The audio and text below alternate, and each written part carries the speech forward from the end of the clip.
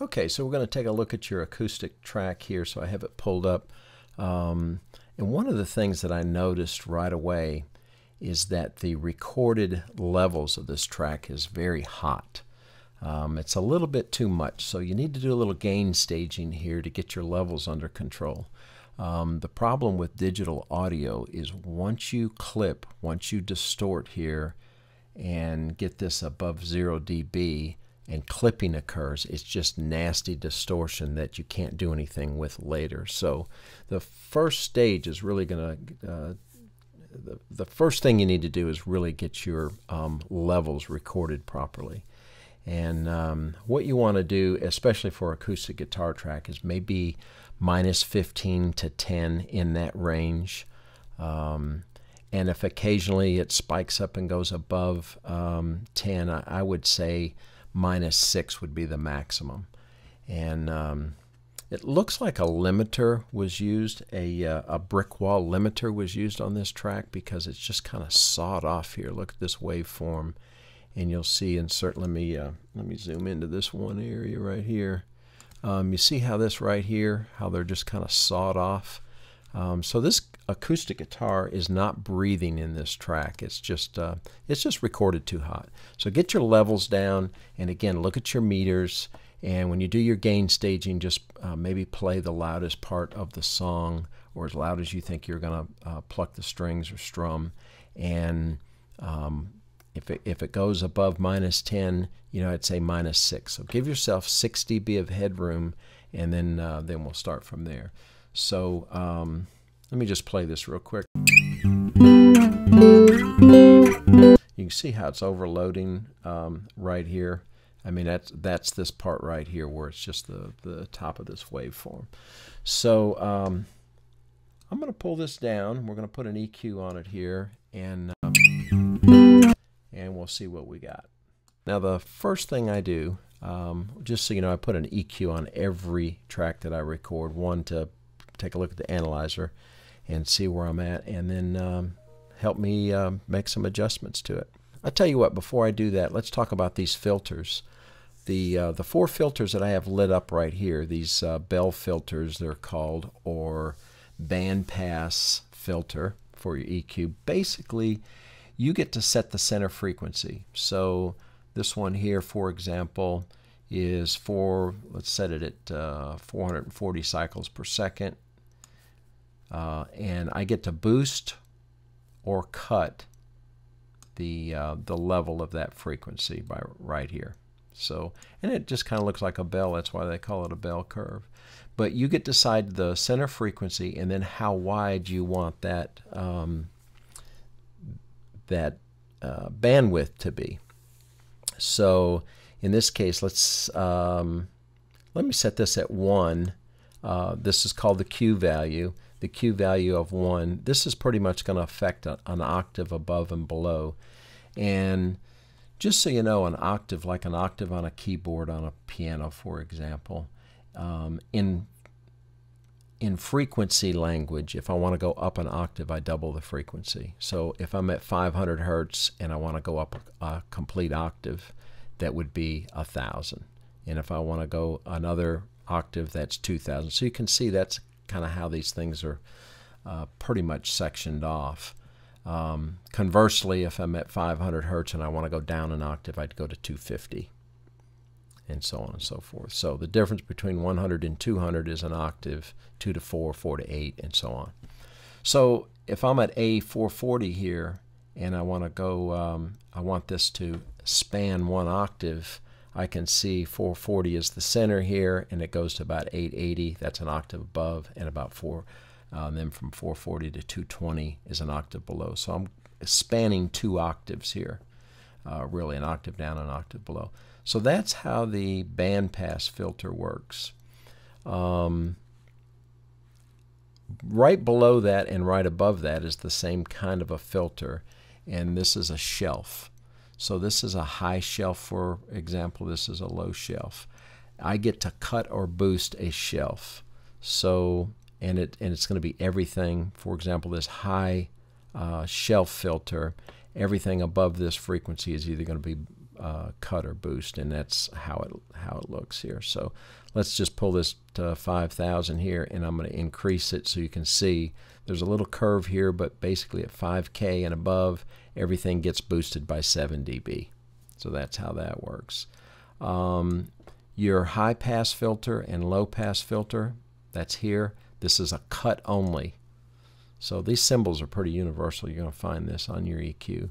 So how this works, this is a low pass filter. So if I pull this down here, let's say to 2K, this means that the only thing that's going to pass in this low pass filter is everything below 2K is going to be played. This is all cut, this gray area here. So and then the only thing I get to decide here with the Q is how steep. On the wrong filter here. This is the filter here. So how steep do you want this to be? You can have this a shallow curve or a steep curve. Okay, so that's where we're going to start, is with this. We're going to start with this high pass filter. Taking a look at this acoustic track. And by the way, if these buttons are lit up, they're on, and if they're grayed out, they're off. And then this is the main power button for the EQ, on and off. So, all right, let's turn the analyzer on and just listen to this track here, and let's see what's going on.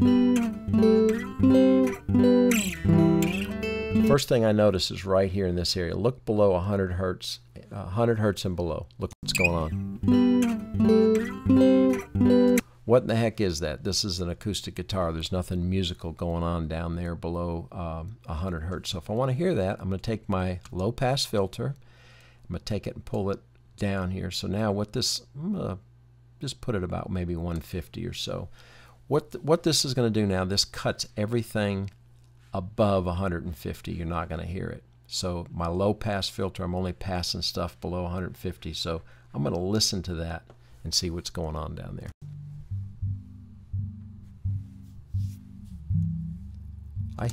I'm guessing that's some notes I'm hearing around 100 here where it's peaking. That sounds pretty musical. Let's go below that and see what's going on. Let me increase the volume of that a little bit. Listen to, it's just a bunch of noise, really. I pulled it down to 70 hertz.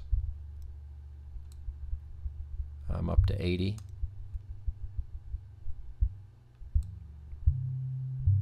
Now I'm starting to hear some notes there around 90.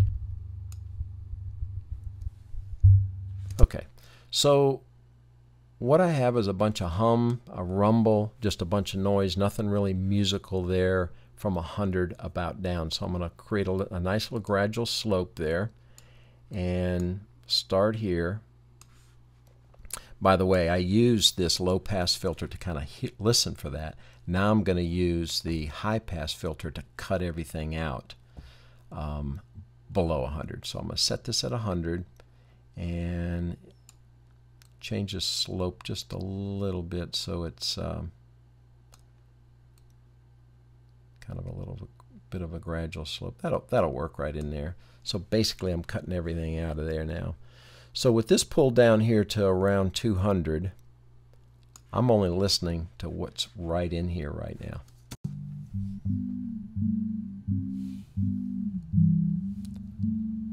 Sounds pretty good. I got rid of all of the noise down there, but now I'm hearing some ringing in here, and I'm guessing it's going to be probably around that 150 to 250 range. So that's kind of why I focused on this area right here. So let's take another listen.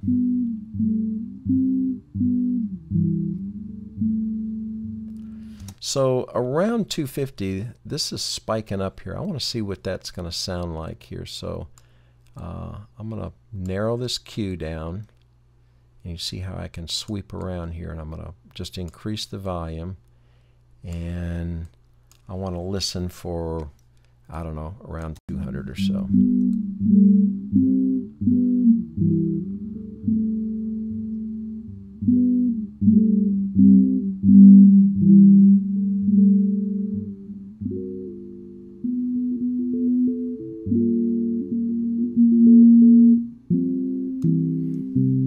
so I don't like what I'm hearing there around 235. There was an area right here.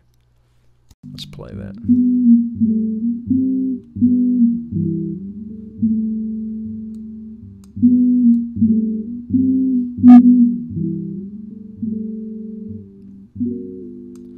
Yeah, maybe about 240. It just sounded a little ringy to me, so I'm just going to identified it by accentuating that frequency, and it came out to be about 240, and now I'm going to carve it out. So what I'm doing here is using subtractive EQ, finding the bad stuff. I'm on a hunt for the bad stuff, and then I'm going to pull it down. And then what that does is that leaves the good stuff to shine through. So subtractive EQ usually works out better than boosting everything. So let's listen again here.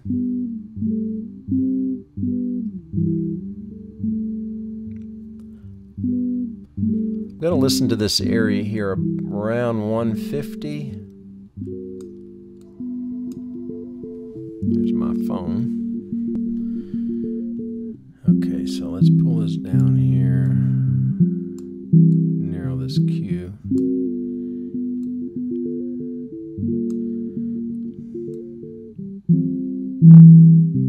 Right there.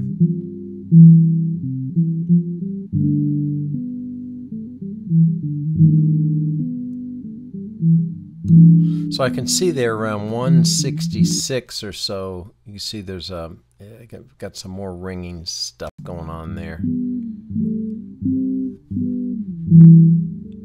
Yeah, did you hear that little spike right there? So we're just going to take that and we're going to carve out 166 hertz there.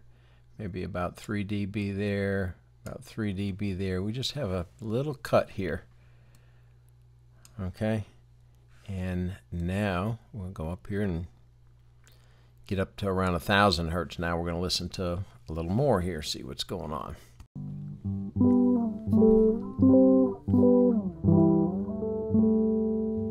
Got some spiking going on right around 500 there. So let's take this. Let's get this filter around 500, increase the volume, narrow the Q down, and we can sweep around here.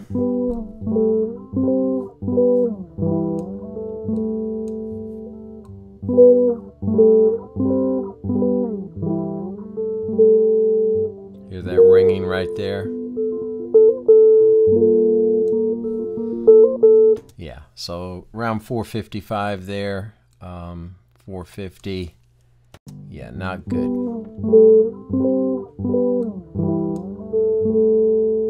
So I'm going to get that ringing out of there by pulling this down.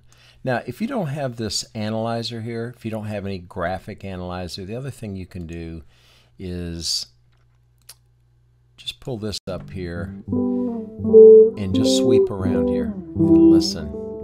Listen to 350. Ooh, you heard that right there? So just notice where you're at. I'm at 440 there. And you can sweep around here and find stuff that way. This analyzer helps. Some EQs don't have it on there, but it's a big help. So we said we wanted to pull that down. I think it was around there.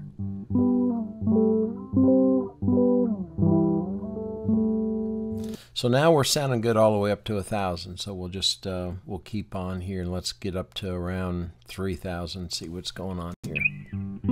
Okay, the first thing I heard as soon as I started it was that squeak, and look at that huge jump right there. You've got some finger noise on the fretboard. Well, that's, I mean, you got to have that on an acoustic guitar. It sounds natural. You don't want to get rid of it. But in this case, it really spiked up there. So we're just going to tame that a little bit. So let's narrow this down here, and it's somewhere around 2,200, I think. Yeah, maybe a little bit higher, right about in there. Okay, we're going to boost this up. Oh, yeah. So, yeah,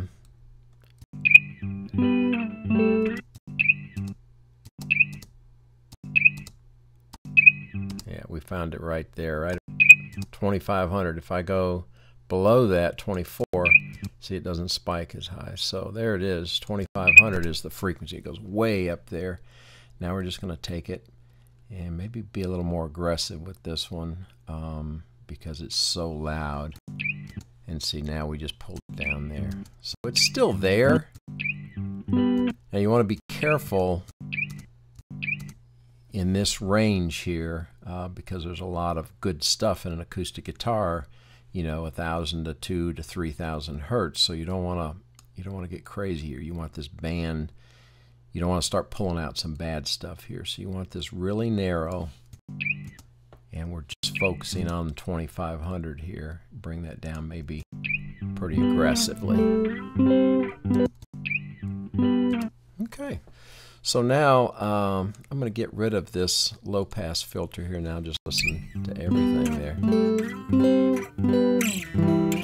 You can see that, you know, everything really drops off here above 5K. So maybe I'll start about 3,500 and boost everything. So this would be a good use for this shelf filter here, this high shelf filter. Come about 3,500 and maybe a couple of D. Just kind of brightens everything up. I mean, it just immediately brightened up that high end there. So that's kind of the process that I go through. I look for the bad stuff and kind of pull it out. Just recapping here what I did.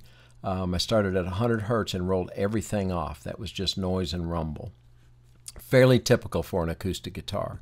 And then I found some ringing and some kind of nasty noises here at 166, 240, and 445. And that was just kind of trial and error. Used the analyzer to help me find stuff that was peaking out and to see what that sounded like. And then at 2,500 hertz, we found a real aggressive fret noise, some finger noise on the fret there. So we got rid of that. And then we went added some high end at 3,500 and boosted that. So it's all really subtle. We got a little more aggressive with this one here. We could probably even pull that down a little bit more for that fret noise. But anyway, that kind of gets you started. You do this to taste. There's no real right or wrong way of doing this, but this is a good way to do it. It's just, you know, just kind of hunt and peck around there and kind of find something that sounds bad and use subtractive EQ to pull it out. And you see I did very little boosting here, just 3 dB here at 3,500. So there's an order to this as well on your chain, like the chain of events or your chain of plugins that you put in on your channel strip. So in other words, the only thing I have on here is an EQ, but the next thing I would do would be a compressor. But it makes a difference if the compressor is first and then the EQ. So my theory is get the sound to sound right first before you compress it. So there's people that'll argue the other way, but there is an order to this. I always start with EQ and then go on to the other gain plugins. So if I'm going to increase the volume, my theory is get something sounding good first before I increase the volume. So let's take a little listen here before and after the EQ. I've got it bypassed now, or I have it turned off, so the whole thing is out of the chain right now. And I'll play the same section, a couple bars of the same section before and after. So this is without EQ.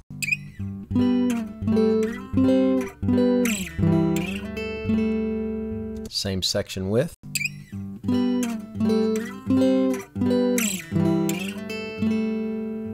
Without.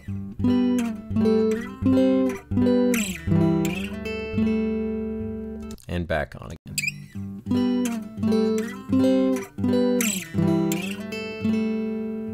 Okay, other than you know, hearing it's kind of brightened up a little bit, you definitely hear that that low end, all this noise here go away. Listening to right before measure 49, I'll turn the EQ off when you're holding that chord, you're sustaining that chord, when you just kind of strum and let it ring out. Listen to the difference. I'll turn the EQ off right before measure 49. Listen to it ring out. You'll hear the noise come back in.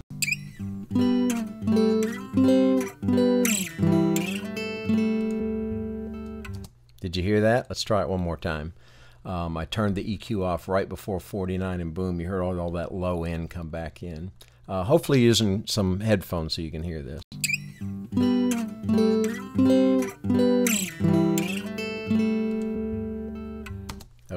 All right, so there you have it. Hope that helped. And maybe next time we can talk about compression and how that can help you. Until next time.